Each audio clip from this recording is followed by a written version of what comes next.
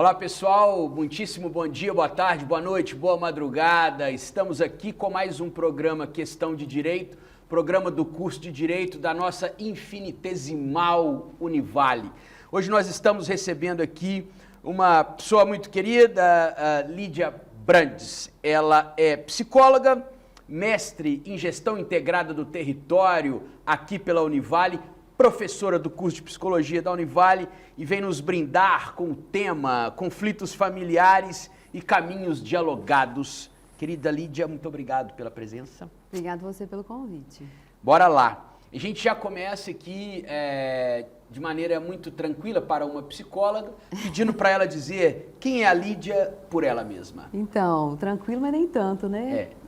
Eu sou uma pessoa em construção, estou evoluindo sempre, buscando conhecimento. E vou falar o que me disseram um tempo atrás, que eu sou contraditória e paradoxal. Eu acho que é bem por isso. Contraditória e paradoxal. E paradoxal. Que ser humano que não é, né? Que ser humano que não é. É bom começar falando verdades, né? Muito bem. Hoje nós vamos falar sobre conflitos familiares. É uma questão que atravessa a vida de todos e de todas, né? De todas as pessoas que vão trabalhar com o mundo jurídico, mas também as pessoas que não vão trabalhar com o mundo jurídico, porque o conflito existe desde que nós nos relacionamos uns com os outros.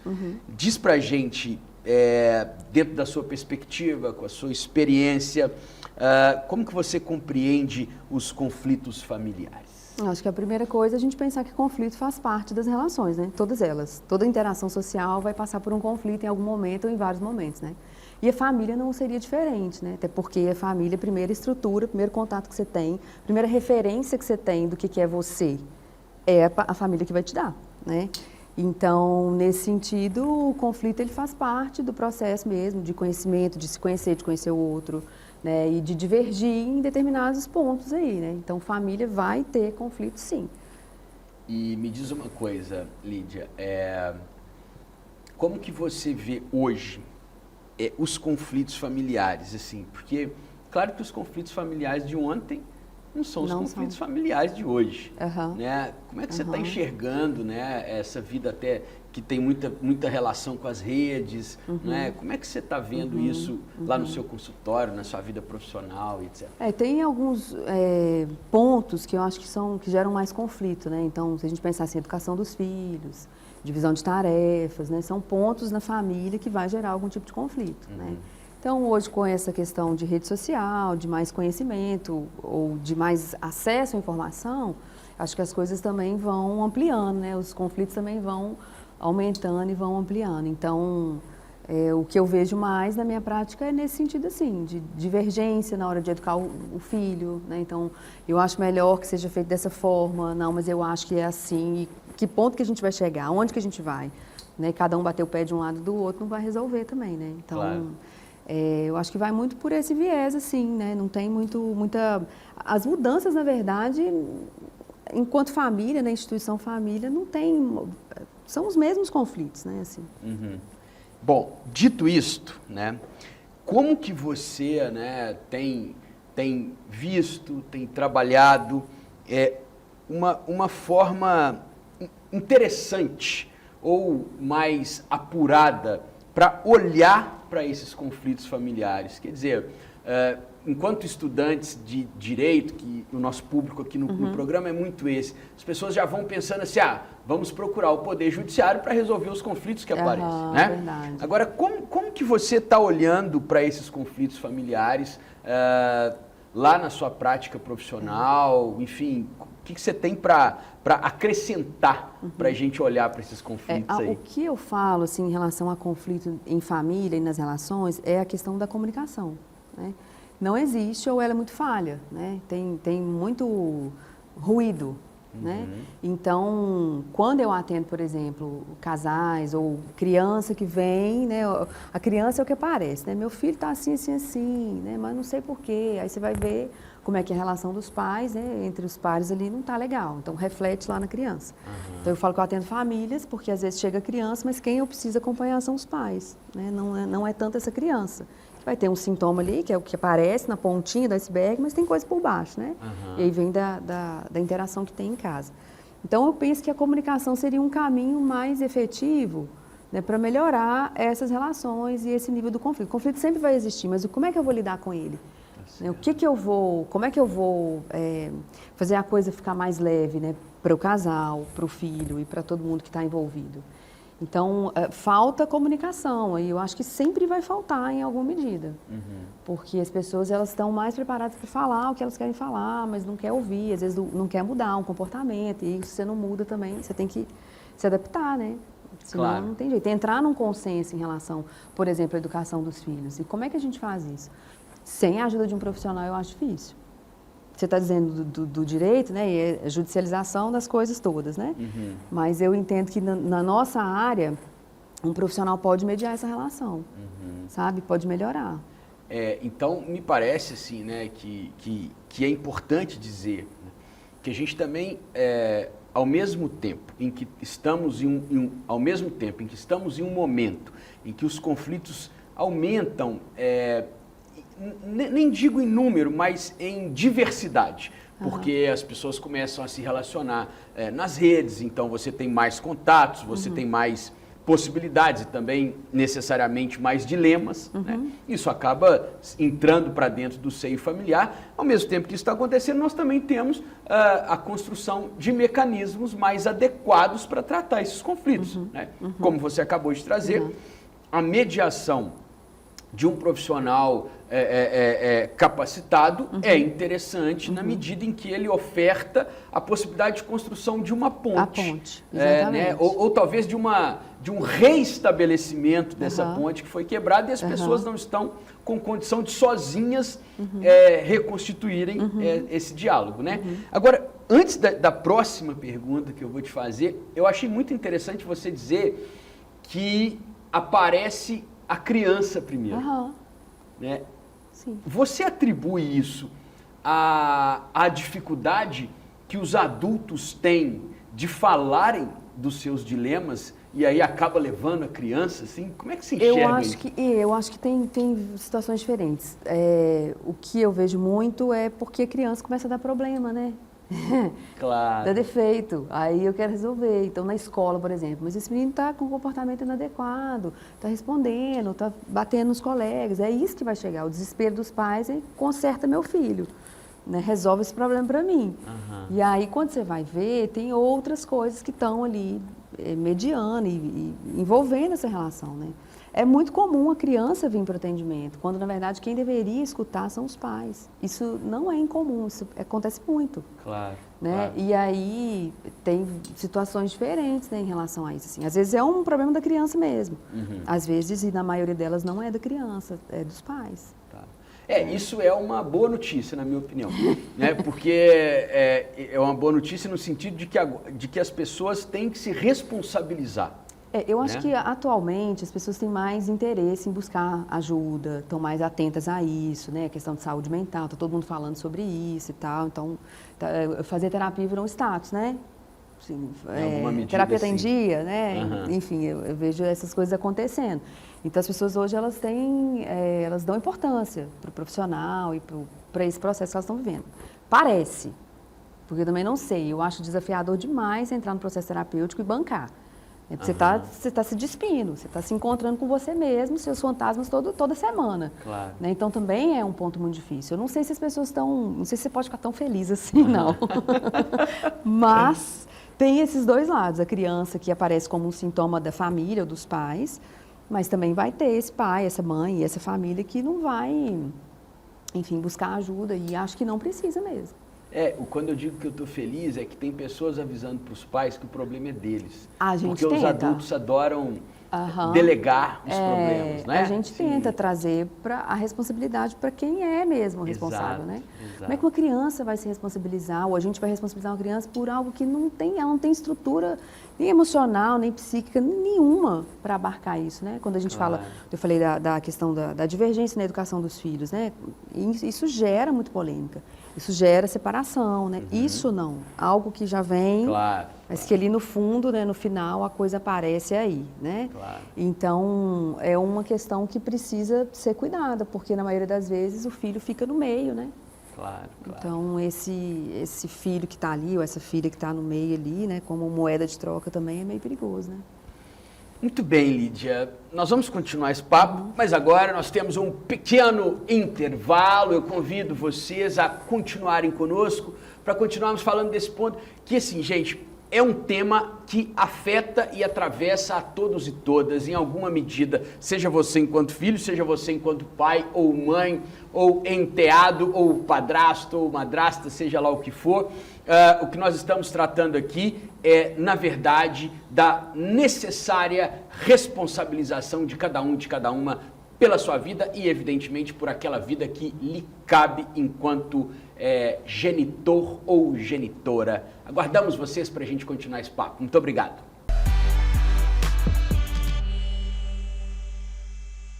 A sua escolha já foi feita.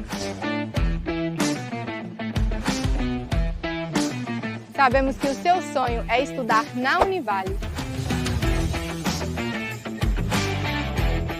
Para você não ficar de fora, preparamos descontos especiais e personalizados. Aqui na Uni temos professores, mestres e doutores e cursos com nota máxima no MEC. E uma infraestrutura perfeita para te colocar na frente do mercado de trabalho. Não perca essa chance de ser único. Clique aqui e confira nossos descontos. Univale. Ir além.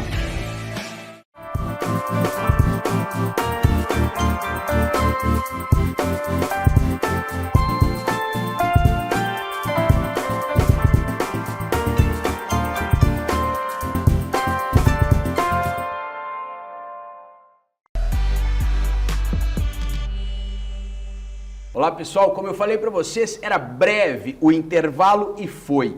Estamos aqui com a Lídia Brandes, que é psicóloga e mestra em gestão integrada do território, e está nos falando de conflitos familiares e os diálogos. Lídia, conta para esse povo nosso quais os conflitos mais comuns e como que você aconselha as pessoas a olhar para esses conflitos familiares que nos acometem a todos e todas. Então, hoje na minha prática clínica, eu tenho um consultório há 15 anos, mas de 4 anos para cá direcionei tudo para famílias, mães, gestantes, puérperas, meu público é tudo esse.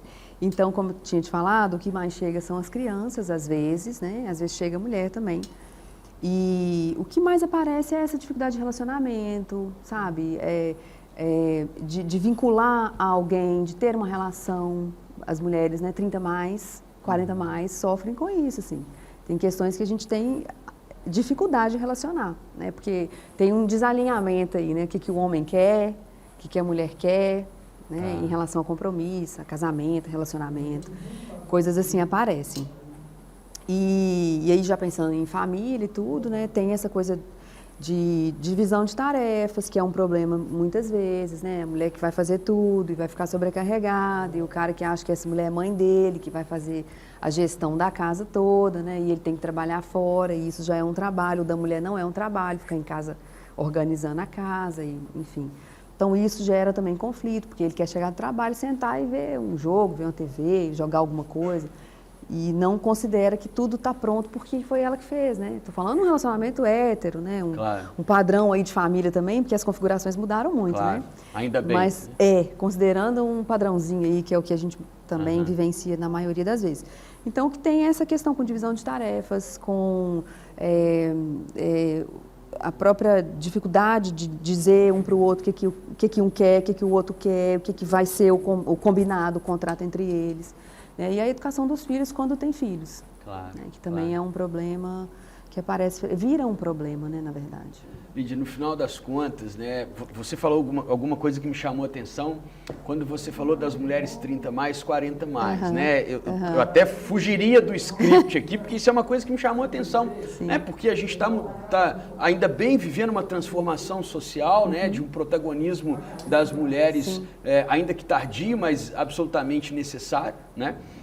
Então, eu acho que isso vai gerar um conflito, porque aí você tem um conflito de configuração sociofamiliar, né? Não é só no seio da família, é na sociedade inteira, né? Então, eu acho isso muito interessante.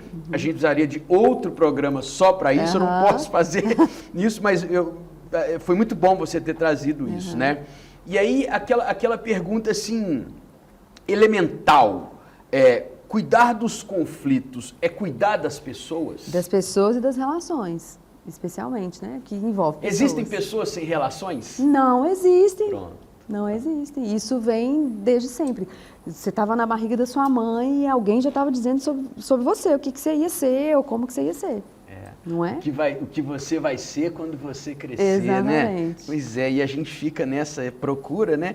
E cresce e continua sem saber. Sem saber. É tão bom isso. É. Mas esse é o conflito existencial por natureza, né? Exatamente. E que eu acho que reconhecê-lo já é meio caminho andado. Já. Né? A gente gente vai vivendo nessa busca. Nessa busca. Vamos tampar os buraquinhos. Pronto, vamos tampar os buraquinhos.